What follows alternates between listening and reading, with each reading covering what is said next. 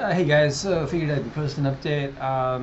Let's see, it's nearing the end of April. It's the 24th at the time of recording, and it's kind of the last week before Golden Week, the Golden Week holidays. So this is the month where the new school year started. People are always busy, busy, busy, juggling, juggling, juggling, and then they get a kind of usually 3 days, sometimes to a week, depending on the where the weekdays fall and everything. So it's kind of a phase of the year, like the pre-halfway year done thing. It makes time pass really fast here. How everything in Japan is so chopped up and regular. Anyways, the student numbers have fluctuated a little bit. I think I mentioned in the last video, I lost about 7 students toward the end of March to kind of unavoidable circumstances. Their parents were moving out of the prefecture or moving too far away to commute to the school realistically, which is something that happens. And I've got a few more, I don't know off the top of my head, 4 new students and then another prospect and another trial this week. So with a little luck, I'll be back up to where I was at the end of March, probably by mid-May or so. And then anything after that will be an improvement on things so far. So that's pretty cool. So another recent development is I've gotten into the pipeline with the interviewing process for a different company from what I interviewed last year with, and for a different type of position. This one actually requires some ability with software development. So it's a good thing I enrolled in that course, because what caught their attention actually was one of the applications I built, and they got back to me. They're looking for developers in Japan specifically, which is really kind of unusual. So that probably had a pretty big part to do with why they got back to me. And I went through the initial screening video call and then the first official interview yesterday. The video screening thing was last week. The first official interview was yesterday. And they're going to review things and get back to me sometime tomorrow. So if they do get back to me, it will either be thanks but no thanks, or it will be their time to introduce an assignment, which I'll be given a week for, in which I'm supposed to work with some data structures, and they weren't too clear, but from what they said, it didn't sound too far beyond what I'm familiar with. That will be sweet, but of course it calls into question what's going to happen to my little English school. And I've basically resigned myself to either A, selling it, which is the best option. I'm kind of sussing out some buyers, or B, simply just closing it. As unfortunate as that would be, I don't see an alternative. Teaching English is not something I want to pursue indefinitely, long term. It's already been long enough, in my opinion. The last month marked the end of my 11th year, which blows me away. It's a lot of us in this world, we get into a certain line of work based on the opportunities in our immediate environment, and we tend to stick with that, and time passes. So that's very understandable. Being as it is, I live in Japan. We've got a job as an English teacher pretty much right off the plane, and that's what I've been doing. And I've taken it about as far as I can, I would say.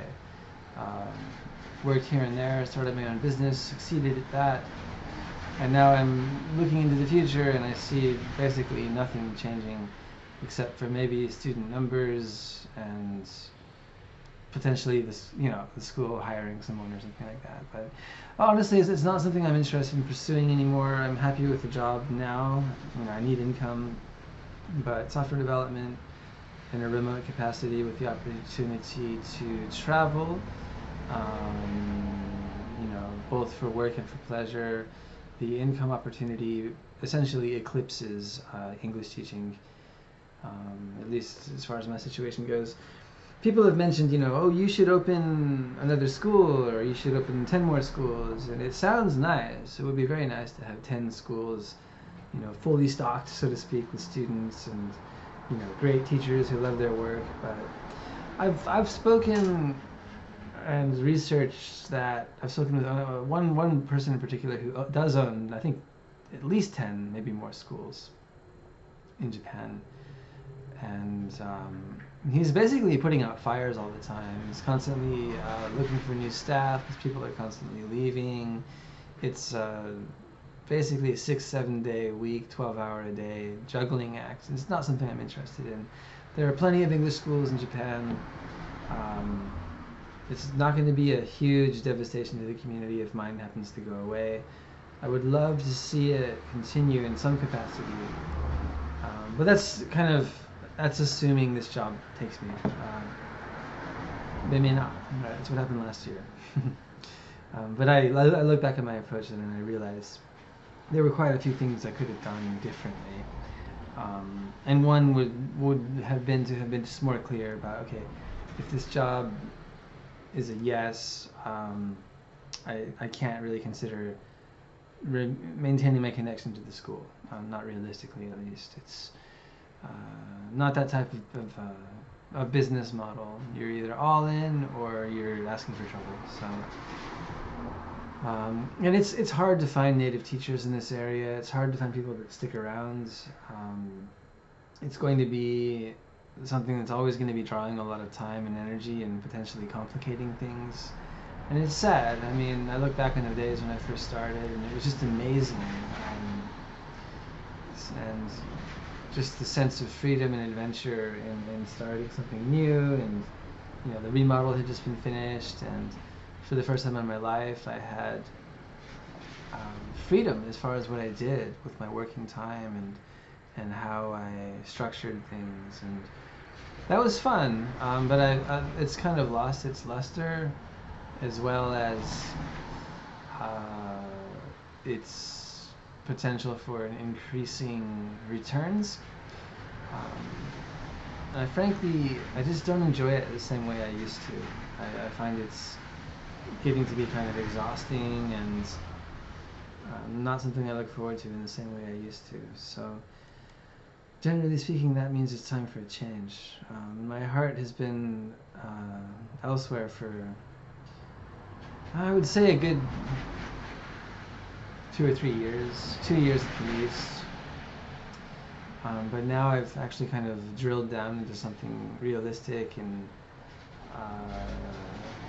not scammy. I got involved with some online marketing stuff and some e-commerce stuff and cryptocurrencies, and I just found there's just so much hunger to sell things, and so many people just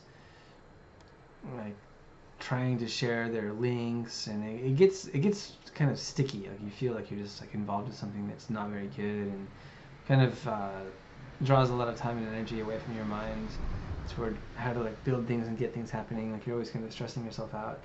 So I guess I could just chill and run this school and be happy with that, but the reality is the income is limited. Creative stimulation is limited in my opinion. I don't have that core interest like I used to. I still do a good job for the kids and customers, of course. There's a lot of people in the world who don't like their job, but they're still good at it, and they still step up when it's time to work. So I'm not, stepping back from that for the time being. But I'm resolved to the fact that if I do get this job offer and it's a real deal, then this school is priority number 2 by quite a bit. I really struggled last year when I came within a hair's breadth of getting that job I wanted so badly, and then being denied. And then I meditated on it quite a bit. It just boiled down to the fact that they picked up on the fact that I wasn't 100% committed to working for them. Essentially, I had this idea that I was going to continue to run my school on the side, and perhaps in a bigger city with more talent in the form of teachers that could have been conceivable. But again, you got to be really careful. All it takes is, it's too much of a risk. If you want to do things well, you have to do them right, and that means devoting your time and energy to it in the right way. So that's where I'm at.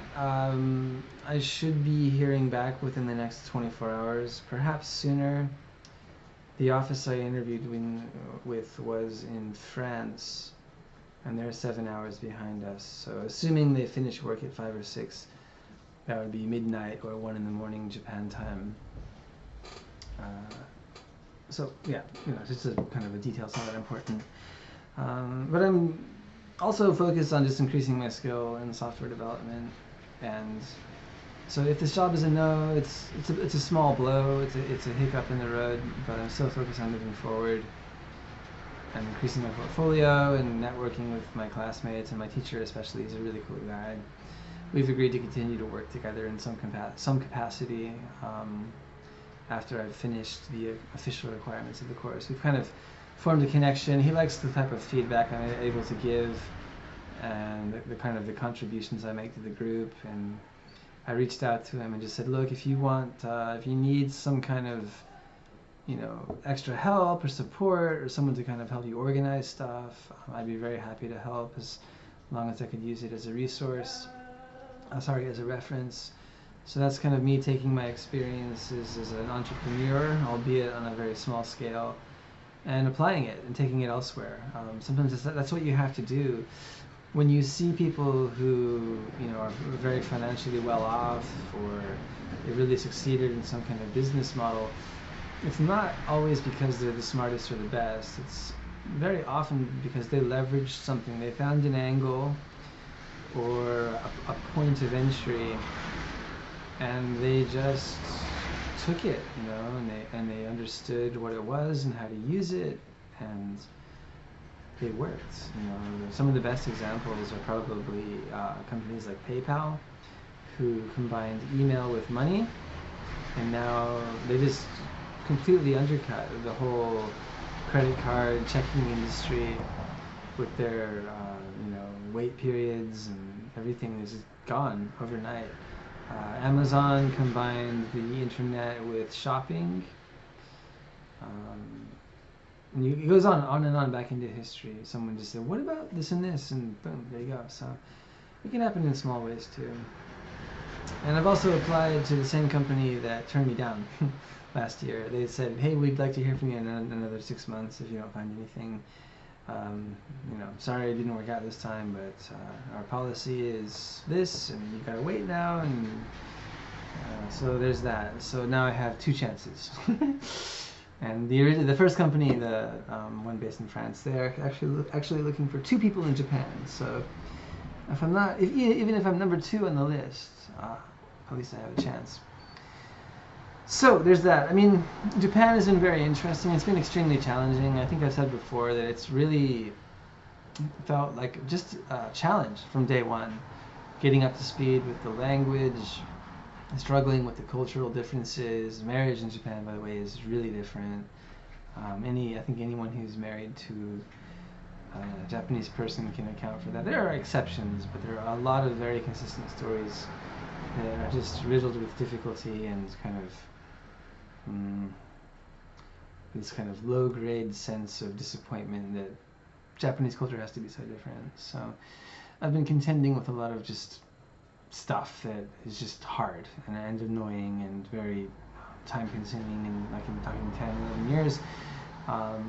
So I'm finally starting to focus on just the world at large and what I can do for it. I'm a native English speaker, pretty hardworking guy, willing to give things a go, and the local environment is supportive, but only to a point. And I feel like now is the time in my life, if I'm gonna try something new and succeed at it, it better happen soon. So there's that.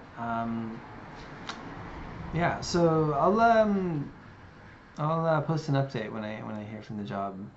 It's right now it's 50-50. I'm not as hell bent on it as I was with the one last year because that was a big mistake. That led to about a week of just feeling like a failure and a lot of really negative stuff I'd rather avoid. So I'm not going to do that this time. Of course, if they say no, it'll be a bit of disappointment, but I'll be able to take it in stride, I think. So until next time, well, I guess until tomorrow. That's that. Oh, it's a different computer program. Hold on. Oh god, now it's taking a screenshot. Hold on.